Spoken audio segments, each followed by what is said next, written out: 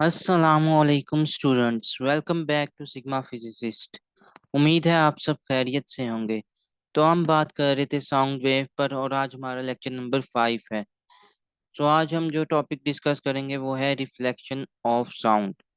तो सबसे पहले रिफ्लेक्शन ऑफ साउंड की हम डेफिनेशन देख लेते हैं और डेफिनेशन को अच्छी तरह समझ लेते हैं। Definition है the bouncing back of sound wave after striking by an obstacle is called reflection और echo of sound। अच्छा, रिफ्लेक्शन ऑफ साउंड बेसिकली है क्या? रिफ्लेक्शन ऑफ साउंड उसी तरह की इको है जो हम नॉर्मल रूटीन में ऑब्जर्व करते हैं। जैसे रिफ्लेक्शन ऑफ साउंड को हम डिफाइन कर लिया, जैसे अब हमने जब कोई साउंड वेव किसी रफ सरफेस जैसे किसी दीवार पे या फिर किसी भी रुकावट, ऑब्स्टिकल से क्या मुराद है? ऑब्स्टिकल से मुराद है कोई भी रुकावट से टकरा जाए और टकरा के दोबारा उसी जगह पर आए जहाँ से वो निकली है, तो हम उसको क्या कहेंगे? इस फिनोमेना को पूरे को बोलेंगे साउंड रिफ्लेक्शन ऑफ साउंड या इको ऑफ साउंड भी हम इसे बोल सकते हैं।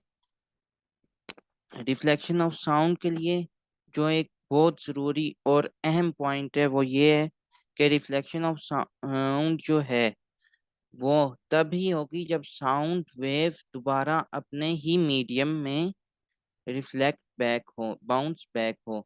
जब किसी भी ऑब्स्टिकल से साउंड वेव टकराए और दोबारा अपने ही मीडियम में आए तो उसको हम, उस फिनोमेने को सिर्फ हम रिफ्लेक्शन ऑफ साउंड बोलेंगे। मीडियम से क्या मुराद है उस पे हमने लेक्चर नंबर 1 में डिटेल से बात की थी, तो आप लोग उसका लिंक डिस्क्रिप्शन में चेक कर लेना। उसमें मैंने बहुत डिटेल में हमने इस बारे में बात की थी कि मीडियम को हम कैसे डिफाइन करते हैं और मीडियम क्या होता है।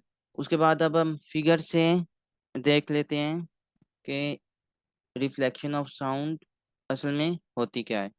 तो फिगर को देखने से पहले आप लोगों ने ये बात जहन में रखनी है कि ब्लू वेव्स यहाँ पे एरो हेड से जो लाइन शो हो रही है वो बेसिकली साउंड वेव्स हैं। और ये किस चीज़ को रिप्रेजेंट कर रही है? ओरिजिनल साउंड को। ओरिजिनल साउंड से क्या मुराद है? वो साउंड जो साउंड सोर्स से निकल रहा है मेरे पास, ठीक है। और उसके बाद ग्रीन वेव्स किस चीज़ को रिप्रेजेंट कर रही हैं? उस साउंड को जो रिफ्लेक्ट बैक हुई, किधर से? ऑब्स्टिकल से। अब साउंड सोर्स से जैसे यहाँ पर आप कोई म्यूजिक सिस्टम ले लें या कोई स्पीकर पड़ा हुआ है, उसको मैं ब्लैक एरो से इंडिकेट करा देता हूँ। तो ये मेरे पास क्या है? ये मेरा साउंड सोर्स है।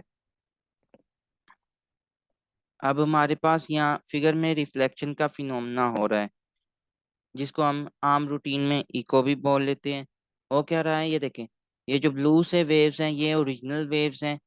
ये साउंड वेव्स ट्रेवल की हैं किसी डिस्टेंस पे और एक सर्टेन टाइम के बाद ऑब्स्टिकल से टकराई। ऑब्स्टिकल से टकराकर ये वापस साउंड सोर्स की तरफ साउंड वेव्स चलेगी। तो इस फिनोमेना को हम क्या बोलेंगे? इस फिनोमेना को हम बोलेंगे रिफ्लेक्शन ऑफ साउंड। अब हम बात करेंगे कि इम्पॉर्टेंट कंडीशन। अब जैसे हम आम रूटीन में डेली लाइफ में भी बोल तो रहे होते हैं, तो अब आप खुद सोचेंगे उस टाइम हमें इको या साउंड रिफ्लेक्ट बैक क्यों नहीं हो रही होती, या साउंड जो है वो हमें इको की फॉर्म में क्यों नहीं मिल रही होती। इको जैसे जिसको हम आवाज का गूंजना कहते हैं। तो उसकी सबसे पहले तो मैं आपको रीजन देता हूँ कि जैसे जो हमारा नॉर्मल रूम है इसमें उस तरह का सरफेस ही नहीं है जिससे साउंड या इको को ऑब्जर्व किया जा सके। जैसे अब जो हमारे घरों में पर्दे होते हैं वो साउंड वेव्स को ऑब्जर्व कर लेते हैं, इसी वजह से वहाँ पे हमें इको नहीं मिलता। लेकिन जब हम किसी बड़े हॉल में जाते हैं और वहाँ पे हम कोई भी बात करें तो वो हमें इको मिल रही होती है। उसकी वजह क्या होती है? एक तो उधर पर्दे नहीं होंगे, दूसरा वहाँ पे जो सरफेस है वो भी, ऑब्स्टिकल जो है, दीवार जो है वो क्या होगी? रफ होगी। लेकिन अब हम बात करेंगे कि वो कितना टाइम है जिसमें हम जो है वो इको ऑफ साउंड को ऑब्जर्व कर सकते हैं, और दूसरा वो कितना डिस्टेंस होना चाहिए किसी भी ऑब्स्टिकल से, किसी भी दीवार से, किसी भी रुकावट से साउंड वेव्स का, जिस पर हम इको को ऑब्जर्व कर सकते हैं। तो जो इम्पोर्टेंट कंडीशन है वो आपके सामने हाईलाइट हुई हुई है बॉक्स में।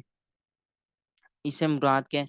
सबसे पहले कंडीशन देखते हैं। कंडीशन है हमारे पास, the minimum time interval between original and reflected sound must be greater than और इक्वल टू 0.1 सेकेंड। अब हम डिस्कस करते हैं कि रिफ्लेक्शन ऑफ साउंड को ऑब्जर्व करने के लिए कितना टाइम हमारे पास होना चाहिए। मतलब original sound original sound wave, जैसे ये ब्लू वाली वेव जो आपको स्क्रीन पे नजर आ रही हैं, इसका किसी भी ऑब्स्टिकल तक पहुंचना और फिर उस ऑब्स्टिकल से दोबारा उन साउंड वेव्स का साउंड सोर्स तक पहुंचना, कितने टाइम में ये पूरा फिनोमिना होना चाहिए जिसमें हमें इको ऑफ साउंड मिल सकता है, जिसमें हम इको को ऑब्जर्व कर सकते हैं। तो वो क्या है हमारे पास, 0.1 सेकेंड। ठीक है। अब वो हमारे पास कितना है इको ऑफ साउंड के लिए, 0.1 सेकेंड। अब ये तो होगी बात कि एक कितना टाइम हमारे पास होना चाहिए जो जिस पर हम इको को ऑब्जर्व कर सकते हैं। दूसरी कंडीशन जो है वो है, साउंड सोर्स से ऑब्स्टिकल तक का कितना कोई डिस्टेंस होना चाहिए जिस पर हम एको को सुन सकते हैं या एको को ऑब्जर्व कर सकते हैं। तो determining minimum distance for detecting an echo, echo से वही मुराद है कि रिफ्लेक्शन ऑफ साउंड को कैसे हम ऑब्जर्व कर सकते हैं। तो ये हमारे पास हेडिंग आ गई। तो हमें सबसे पहले हमें ये बात पता है कि स्पीड ऑफ साउंड जो एयर में है वो कितनी है, 340 मीटर पर सेकेंड। और हमें एको को ऑब्जर्व करने के लिए ये ऊपर हमने नोट में देखा कितना टाइम हमें चाहिए होता है, 0.1 सेकेंड। अगर 0.1 सेकेंड से पहले कोई भी साउंड वेव रिफ्लेक्ट बैक हो जाएगी तो वो एको प्रोड्यूस नहीं करेगी। या तो 0.1 सेकेंड का टाइम हमें चाहिए या 0.1 सेकेंड से कम ज़्यादा का टाइम लगे उसकी रिफ्लेक्शन में, तभी हमारे पास एको ऑब्जर्व हो सकती है। तो the time to observe an echo is 0.1 second, ये आप लोगों ने याद रखना है। तो अब हम जो हमारा मशहूर ज़माना डिस्टेंस डिटरमाइन को निकालने का फार्मूला है, डिस्टेंस को डिटरमाइन करने का फार्मूला है, वो लगा देते हैं। So now we can determine distance for the echo of sound by using formula S equal to V T. Velocity क्या है साउंड वेव्स की एयर में, 340 मीटर पर सेकेंड। और टाइम कितना चाहिए होता है, 0.1 सेकेंड।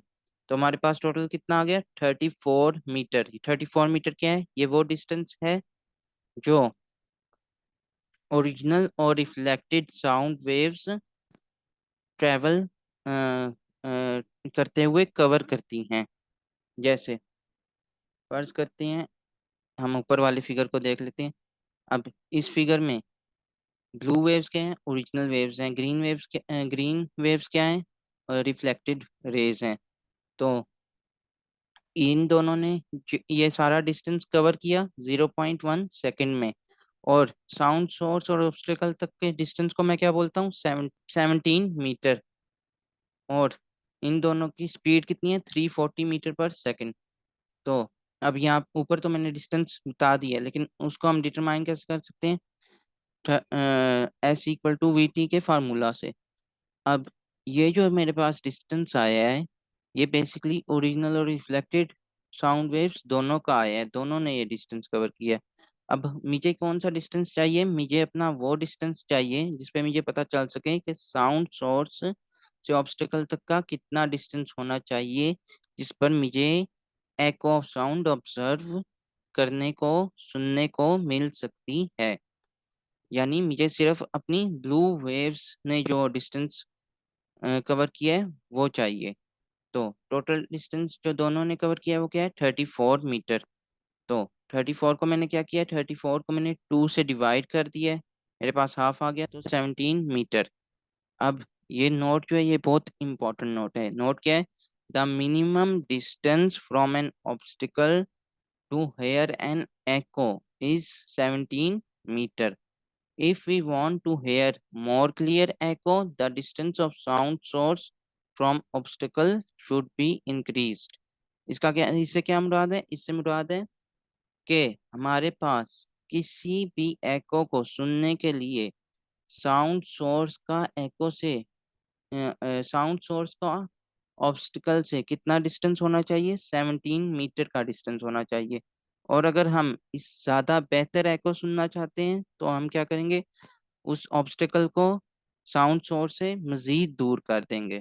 आज के लेक्चर में हमने यही डिस्कस करना था। आज का लेक्चर हमारा था रिफ्लेक्शन ऑफ साउंड के ऊपर। रिफ्लेक्शन ऑफ साउंड को हमने पूरी तरह डिटेल में देख लिया। और मीडियम की अगर आप लोगों को समझ नहीं आई हुई तो मैं लिंक डिस्क्रिप्शन में दे दूंगा। लेक्चर नंबर 1 में हम लोगों ने मीडियम को बहुत अच्छे से, बहुत बेहतरीन करके डिस्कस किया था। तो आप वो वीडियो अगर देखना चाहें देख सकते हैं। तो इसी के साथ आज का लेक्चर ख़त्म होता है।